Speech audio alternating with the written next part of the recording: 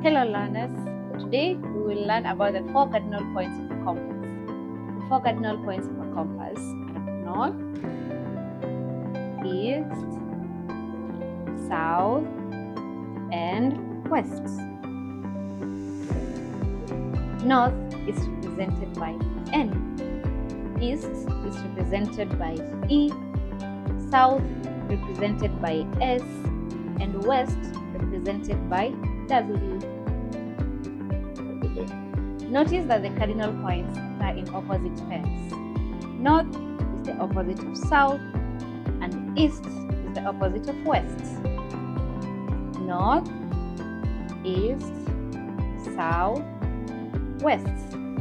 A useful point to remember the 4 points by is by using their initials. N, E, S, W.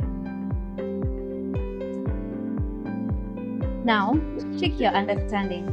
What cardinal is opposite of north? What cardinal is opposite of east? What cardinal is normally shown at the top of a compass?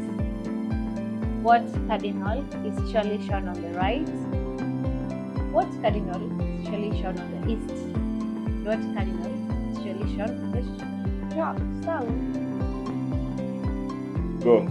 Remember, north is at the top, east is at the right, south is at the bottom, and west is at the left. The 4 cardinal points are therefore north, east, south, and west.